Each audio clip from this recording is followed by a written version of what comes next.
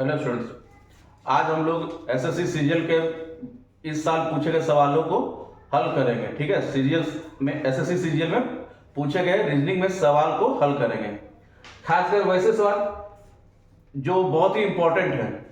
ठीक है, तो आइए देखते हैं सवाल को।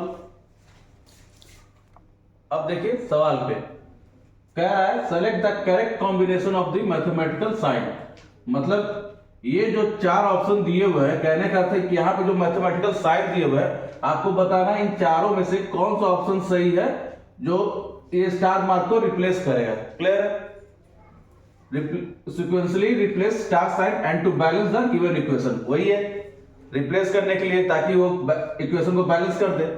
यही चार ऑप्शन में से कोई एक ऐसा ऑप्शन है जो यहाँ परफेक्टली फिट बैठेगा। ये सवाल आपका एसएससी सीजीएल प्री 2023 14 सितंबर 2023 शिफ्ट 2 में पूछा गया है। क्लियर है? अब देखिए यहाँ पे नंबर बता रहा है 150, star mark 3, star mark 10, star mark 2, star mark 7, star mark 46। Clear है? अब जब भी इस तरह से मैथमेटिकल साइन वाले सवाल आए, ये हमेशा आपको बनेंगे, जब भी बनेंगे तो ऑप्शन सही बनते हैं। क्लियर है? क्योंकि ऐसे क्या पता है कौन साइन लगाना है नहीं लगाना है, तो ये जब भी बनते हैं ये ऑप्शन से ही बनेंगे, बिना इसके मदद से नहीं बनते। यही एक ऐसा सवाल होता है जिसमें नॉन ऑफ दिस या नॉन ऑफ द अबव बहुत रेयर केस में होता है। क्लियर है? अब चलिए सबसे पहले देखते हैं, पहले लास्ट वाले को देखते हैं कि क्या ये रिप्लेस करता है स्टार मार्क को।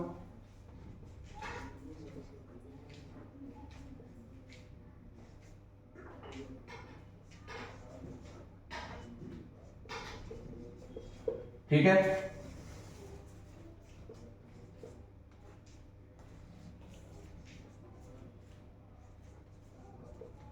ये तो रिप्लेस नहीं करेगा क्योंकि देखिए इसका नंबर ज्यादा आ रहा है, 46 के मुकाबले ये नंबर ज्यादा है। क्लियर है? जबकि क्या होगा यहां पे भी 46 होना चाहिए तभी तो बैलेंस करेगा। 46 इंटू 46 इक्वल टू 46 यानी LHS इक्वल टू RHS, लेकिन ये तो इक्वल हो नहीं रहा है, यानी ऑप्शन डी तो आपका होगा नहीं। क्लियर है? अब ऑप्शन सी को भी देख लेते हैं।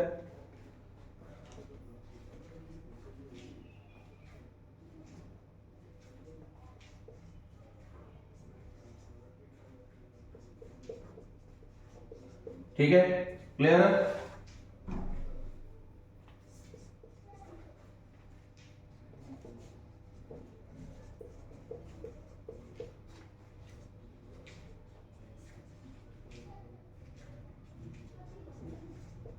ये भी नहीं है, देखिए क्या कि LHS RHS से बड़ा है, ये भी बैलेंस नहीं हो रहा है, यानी ऑप्शन सी भी नहीं है।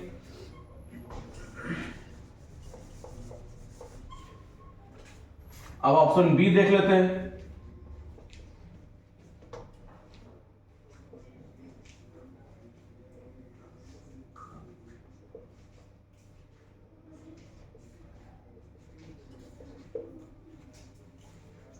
ये तो बिल्कुल नहीं होगा। क्लियर है? क्योंकि यहाँ पॉइंट में आएगा, तो पॉइंट तो हमको लाना नहीं है क्योंकि यहाँ पे अप्रॉक्स 46 है, तो जब भी होगा 46 यहाँ पे होना चाहिए, डेसिमल में तो होना नहीं चाहिए, तो ये तो एकदम ही नहीं होगा। यानी आपका जब भी सही होगा option A is the right answer होगा, क्योंकि ऑप्शन ए ही एक बचा हुआ है। इसको करके भी देख लेते हैं कि क्या वाकई वो सही है, देख ले।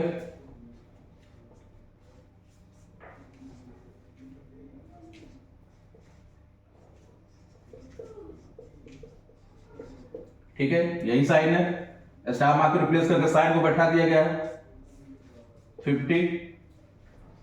50 plus 10 minus 14 equal to 46, 16 minus 14 equal to 46, 46 equal to 46 यानी LHS इक्वल टू RHS, यानी ये option A is the right answer, क्योंकि यही मैथमेटिकल साइन आपको इक्वेशन को बैलेंस कर रहा है। क्लियर है? यानी option A is the right answer. अब आते हैं नेक्स्ट क्वेश्चन की ओर। अब देखिए नेक्स्ट सवाल की ओर, यहां पे बोल रहा है which of the following is a leap year.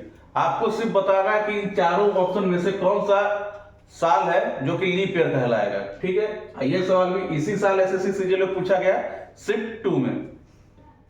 अब ये चार ऑप्शन है, आपको चार ऑप्शन में बताना है कि कौन सा ऑप्शन सही है जो कि लीप ईयर शो करेगा। तो जब भी लीप ईयर शो करना बताना हो तो आपको 4 से डिवाइड करना रहता है, ये तो बेसिक चीज है।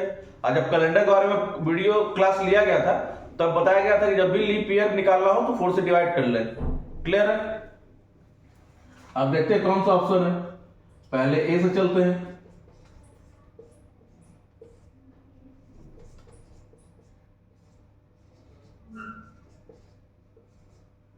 ठीक है, यानी option A is the right answer. Clear है? बी तो होगा नहीं क्योंकि 5 तो कभी 4 से कटेगा नहीं। यूनिट डिजिट में आप देखें 5 है तो 5 तो कभी 4 से डिविजिबल होता ही नहीं है। फिर ये भी चेक कर लेते हैं 1354 को।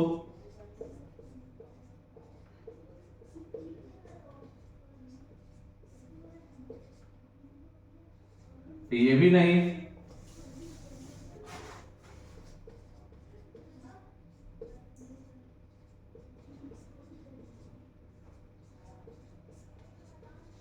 तो ये भी नहीं होगा, यानी जब भी होगा option A is the right answer, यानी 1076 ही लीप ईयर है। क्लियर है?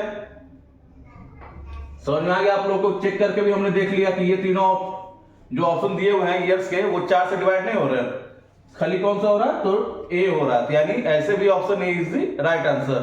अब आता है नेक्स्ट क्वेश्चन की ओर।